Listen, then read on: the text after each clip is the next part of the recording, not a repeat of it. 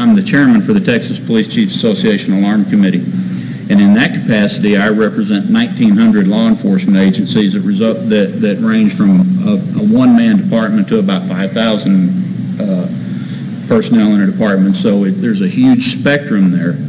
And when we talk about what this definition is and what it means to them and their response for alarms, number one, it lets them truly prioritize the alarms. The alarms that don't come to them fitting that definition as a verified alarm, it will allow them to set those alarms to a priority that they probably give alarms already down there on the bottom of the call stack. But the calls that truly do merit a higher response, those get pushed to the top.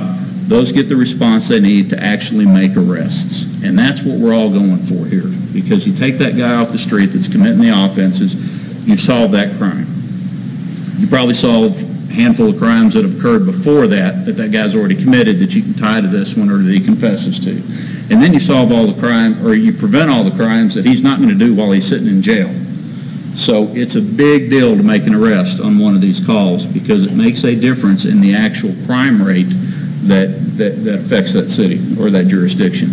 Right now, have an informal process of alarm verification. It is a high-end community. There's a lot of high-end alarm systems that incorporate video, and when we get a call that the operator tells us that there is video associated with the alarm, we treat that with the same priority that we treat a crime in progress for whatever type of alarm it is. But in the situations where video or other technologies are used to verify the alarms, has that worked well for you? Has that been accepted by the law enforcement community that you work with? What's your thoughts there? Yeah, absolutely. We have a training bulletin out for all of our PSAPs. All of our field deputies have seen it, and all of our calls that are taken, we will definitely increase our priority to respond. It is definitely working.